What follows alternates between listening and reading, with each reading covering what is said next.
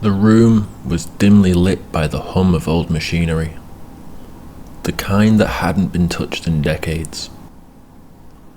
Dust floated lazily in the shaft of light that broke through the blinds, dancing in slow motion as if time itself had grown tired. Elena leaned over the table, her fingers brushing against the bronze casting of the hourglass. "It's heavier than it looked," she said softly, her voice filled with a kind of awe that made Marcus look up from his notes. Marcus smiled faintly, adjusting his glasses. "That's because it isn't just an hourglass." He tapped the side and the glass seemed to shimmer faintly in response. "It's a key," he said. Outside, the late evening rain whispered against the window, but inside, the air smelled of parchment and oil and dust, the quiet perfume of discovery. The pair had been searching for this relic for months, tracing obscure references from Cairo to London, from forgotten libraries to archives. Legends called it the Hourglass of Thebes, an artifact said to bend time itself, not through science, but through memory. When Marcus finally placed both hands on the hourglass, the sand inside began to move, though neither had touched it. The grains flowed upward, defying gravity. The dim room pulsed with golden light, soft and slow like the beating of a sleeping heart. "Elena," Marcus whispered, "it's starting." The hum deepened, the light swelled, and the air around them rippled like water. For a moment they felt weightless, suspended between one breath and the next, before the floor dissolved beneath them. Then came warmth, sand beneath their hands, wind against their skin, the scent of lotus and sun-baked stone. Slowly, they opened their eyes, and a golden horizon stretched endlessly before them. The Nile glittered like a ribbon of light, reflecting a sun that felt impossibly close. In the distance, towering columns rose from the earth, painted in colours more vivid than any museum reproduction. Elena stood up slowly, shading her eyes. "Marcus," she breathed, "we're in Thebes." The world around them was alive with sound. Merchants calling out, wheels creaking over stone, the low chant of priests echoing through the air. Each sound seemed to vibrate with meaning, as though time itself had remembered every note. They walked towards the city, and as they passed beneath an archway covered with falcons and stars, the heat pressed close, heavy, slow, almost comforting. The stones underfoot were warm, the air full of incense, and the faint tang of copper. Elena reached out and brushed a hand along the wall. "It feels alive," she said. Marcus nodded. "It's remembering."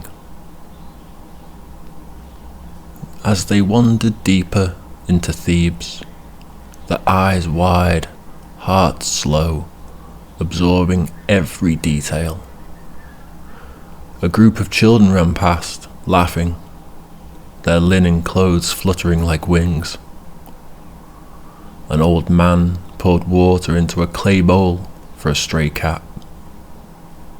And somewhere in the distance drums began to play, deep and steady. They followed the sound and the drums led them to the temple. Its doors were immense, carved with gods who seemed almost to breathe. The entrance was shadowed, cool. The air was heavy with myrrh. Marcus stepped inside first. The floor shimmered faintly beneath his feet. Carvings along the wall glowed with faint lines of gold, and the hourglass in his satchel began to vibrate gently, as though sensing its home. From the far side of the chamber came a voice, deep, calm, neither male nor female. "You walk through the echoes of memory," it said. "Why have you come?" Elena looked around, startled. The voice seemed to come from everywhere, resonating through the air itself. Marcus was hesitant. He said, We are searching for understanding." "Understanding," the voice repeated, "or control." The air rippled, the carvings shifted, forming new symbols, an open hand, a closed fist, a spiral of sand. The god, or whatever presence lingered there, seemed to draw closer. Time does not belong to mortals. It remembers all that is and all that was. To step into it is to surrender to its flow. Elena placed a hand on Marcus's arm. Maybe that's the point," she said softly. "We don't need to control it. We just need to listen." There was a pause, a silence so loud it felt sacred. The symbols pulsed once more, and the golden lines faded. The voice spoke again, but this time quieter, saying, "Then listen." A gust of wind swept through the chamber, carrying with it the scent of river water and jasmine. The hourglass glowed, brighter this time, its sand turning to light. In that instant, Elena saw visions flicker through her mind. The birth of the Nile, stars wheeling above pyramids not yet built, priests lighting torches that would burn for centuries. She saw lifetimes pass in seconds, laughter, grief, hope, all flowing like sands through the hands of the divine. When the light dimmed, the temple was empty. The carvings were still.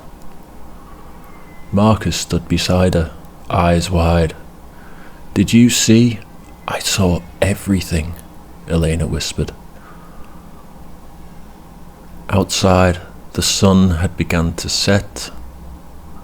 The world glowed amber and soft, as if time itself were exhaling. The city was quieter now. The marketplace sounds distant, softened by dusk.